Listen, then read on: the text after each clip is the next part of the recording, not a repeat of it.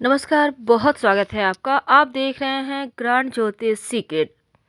Mean राशि वालों, 2022 में आपकी साढ़े साती शुरू होगी। तो ये साढ़े साती का पहला चरण आपके जीवन में क्या कुछ बड़ा बदलाव लेकर आएगा। मीन राशि 2022 शनि की साढ़े साती हो रही है शुरू, और ये शनि की साढ़े साती 29 अप्रैल 2022 से शुरू होगी और इसका समापन 2030 में होगा। तो मीन राशि फल 2022 शनिदेव की साढ़े साती के अनुसार क्या कुछ होने वाला है आपके जीवन में बड़ा बदलाव। 2022 में आपके राशि के स्वामी देवगुरु बृहस्पति आपके ही राशि में गोचर करेंगे। इसके बाद शनि की साढ़े साती भी आपकी शुरू हो जाएगी। देवगुरु 13 अप्रैल को मीन राशि में आएंगे और 29 अप्रैल को साढ़े साती शुरू होगी। राहु भी आपके द्वितीय भाव में गोचर करेंगे, लेकिन जो केतु हैं वो अष्टम भाव में। ग्रहों की इस स्थिति से आपके करियर, पारिवारिक जीवन, आर्थिक जीवन पर इसका क्या प्रभाव पड़ेगा, इस बारे में आज हम आपके साथ विस्तार से साझा करेंगे। तो साढ़े साती जब 29 अप्रैल को शुरू होगी तो 12 जुलाई तक एक बार जो शनिदेव हैं कुंभ राशि में रहेंगे आपके 12वें भाव में। इसके बाद फिर वो मकर राशि में आ जाएंगे। तब थोड़ा सा यहाँ पर साढ़े साती का प्रभाव कमता हुआ नजर आएगा। पारिवारिक जीवन के लिहाज से 2022 से लेकर 2025 तक का वक्त, क्योंकि ये चढ़ती हुई साढ़े साती है, सामान्य रहेगा, लेकिन स्वास्थ्य को लेकर थोड़ा ध्यान देना होगा। स्वास्थ्य में परेशानी दिखती है, क्योंकि ये साढ़े साती जब शुरू होती है व्यक्ति पर तो स्वास्थ्य की समस्या तो देती है, साथ ही रिश्तों में अलगाव की नौबत ला देती है। यानी वैवाहिक जीवन में टेंशन, दूरियां, ये आम बात होती है साढ़े साती में। तो इसलिए आपको अपने रिश्तों को लेकर चलना होगा, रिश्तों को संभालना होगा। अगर हम आपके करियर की बात करें तो करियर पर पकड़ बनाने की बहुत आवश्यकता है। हालांकि विदेश से लाभ, विदेश यात्रा, विदेशी भूमि पर बसना जैसे योग भी बनेंगे इस समय, इसके लिए कहीं कोई दिक्कत नहीं है। पर अगर आप के घर में कोई बच्चे विवाह के योग हैं तो आपको सोच समझकर उनके विवाह का निर्णय लेना चाहिए। अब शनि की साढ़े साती भी शुरू होगी तो निर्णय लेने की क्षमता प्रभावित जरूर होगी। इसलिए संतान पक्ष से किसी तरह की आपको खुशखबरी जो मिलेगी वो 12 जुलाई के बाद मिलेगी। अप्रैल के बाद आपके जो राशि के स्वामी हैं देवगुरु आपकी ही राशि में है, इसलिए पारिवारिक जीवन में सामंजस्य दिखेगा और मीन राशि के जातक परिवार के लोगों के साथ धार्मिक यात्रा पर भी जा सकते हैं। भाई बहनों के जरिए कुछ लाभ भी आपको मिलेगा, लेकिन राहु आपके कुटुंब भाव में है तो यह साल आपके लिए शब्दों का इस्तेमाल सोच समझकर करने की सलाह देता है, क्योंकि वाणी दोष बना हुआ है। अपनी वाणी पर कंट्रोल रखना अति आवश्यक है। तो आपके लिए यहाँ पर राहु, शनि और गुरु तीनों ही इम्पोर्टेंट है। पर क्या होगा जब साढ़े साती शुरू होगी? तो बातचीत में आपको तालमेल तो रखना है। अपने करियर, रोजगार में धैर्य के साथ काम लेना है, उतावलेपन से बचना है। और शुरुआती चरण है साढ़े साती का, तो कहीं ना कहीं भटकाव भी देगा। भटकाव से बचिए, वरना बदनामी पूरी तरह से हो जाएगी। क्योंकि देखिए, सबसे पहली बात तो अगर आप किसी के साथ लव रिलेशनशिप में हैं तो आपके रिश्तों में गलतफहमी हो सकता है। तो ऐसे में सही शब्दों का प्रयोग करके बातचीत करें, समझाने का प्रयास करें।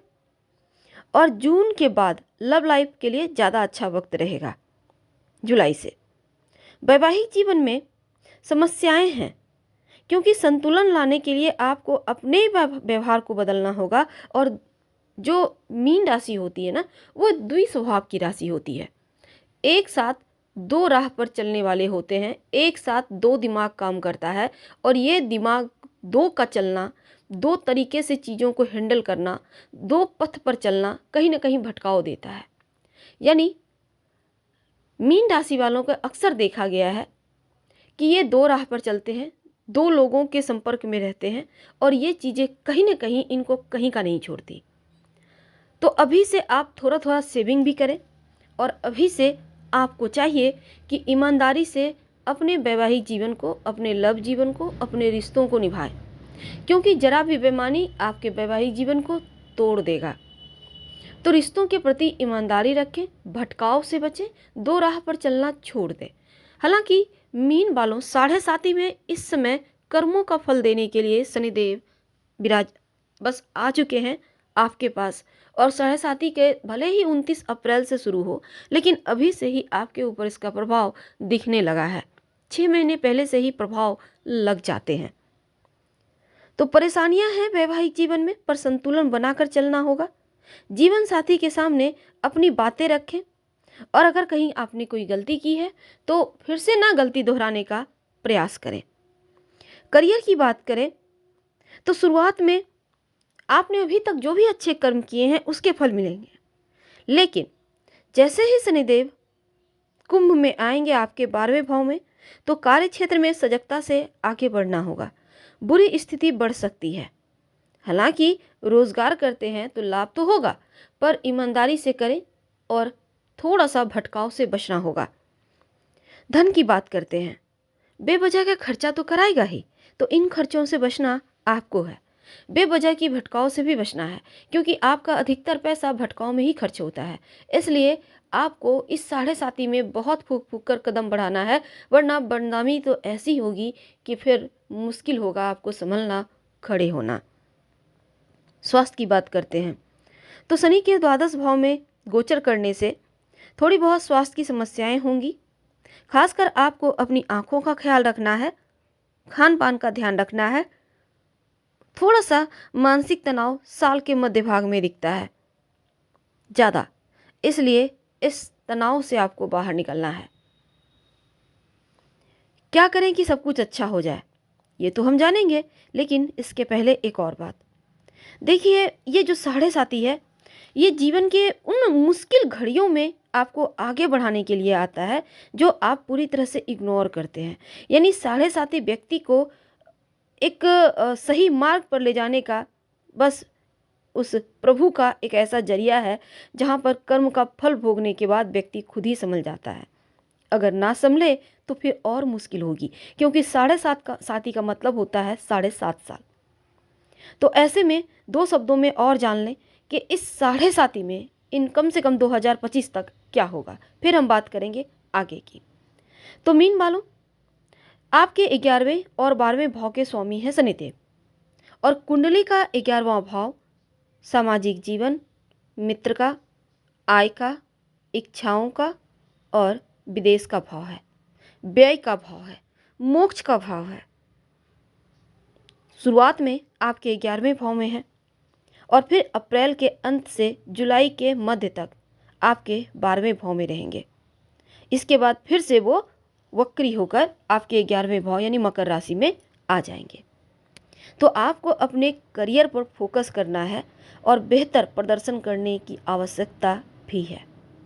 जो लोग जॉब करते हैं, भविष्य में होने वाली तरक्की को लेकर आप खुश रहेंगे। आर्थिक स्थिति उत्तम रहेगी और प्रतियोगिता परीक्षा की अगर कोई विद्यार्थी हैं, तैयारी कर रहे हैं, तो अपनी योग्यता के साथ आपको थोड़ा और मेहनत करना होगा, क्योंकि मेहनत जितना करेंगे उतना ही फल मिलेगा। थोड़ी सी भटकाव या एकाग्रता में कमी दिखती है, मन में व्याकुलता दिखती है।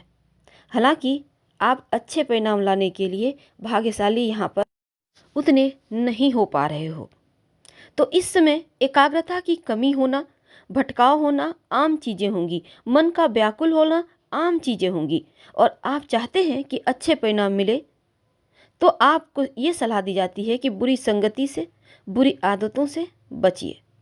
2022 में पारिवारिक जीवन में कुछ ऐसी गंभीर समस्याएं आ सकती है जो आपका अपने जीवन साथी, अपने बच्चों के साथ विवाद करवाएगा, दूरियां लाएगा, क्योंकि ग्रहों की चाल ही कुछ ऐसी चली है कि सारा विवाद सुलझ तो जाएगा, पर आपको अपने स्वास्थ्य का बहुत ख्याल रखना है। खासकर छाती की समस्या, हृदय की समस्या और पेट की समस्या से बचना होगा।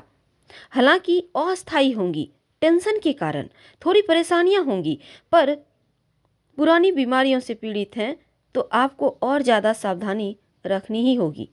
छोटी छोटी बातों को नज़रअंदाज ना करें, चिकित्सक की उचित सलाह से ही काम करें। क्या करें कि सब कुछ अच्छा हो जाए? एक तो रोज़ शाम में ओम संग शनिश्चराय नमः का अभी से जप करना शुरू कर दें। दूसरा, ओम ब्रींग बृहस्पति नमः का जप करके अपने राशि के स्वामी को बल दें। तीसरा, अगर ज़्यादा कष्ट हो, पारिवारिक जीवन में, रोजी रोजगार में कष्ट बढ़ जाए, तब 3 शनिवार लगातार छायादान करें। अब ये छायादान क्या होता है? देखिए, शुक्रवार की रात स्टील की कटोरी में सरसों का तेल रखकर अपने सिरहाने सो जाइए। सिरहाने मतलब बेड के नीचे, सर के पास। इसके बाद आप शनिवार की सुबह या शाम तक में कभी भी इस कटोरी के तेल में अपने फेस को देखें, छाया को देखें और ले जाकर किसी गरीब व्यक्ति को दान कर दें या पास के किसी मंदिर में रखाएं। मंदिर की सीढ़ी पर आपके कष्ट थोड़े कम होंगे, पर ईमानदारी से रिश्तों को जरूर निभाएं, क्योंकि जहां आप भटकाव करते हैं, ईमानदारी खोते हैं, न्यायाधीश वहीं से दंड देना शुरू करते हैं और बदनामी योग है, संभल के रहिएगा। और साढ़े साथी में अपने स्वास्थ्य का बहुत ध्यान रखिए, साथ ही अपने कर्म को सही कीजिए, बहुत आवश्यक है। हम आपसे फिर मिलेंगे। हर हर महादेव।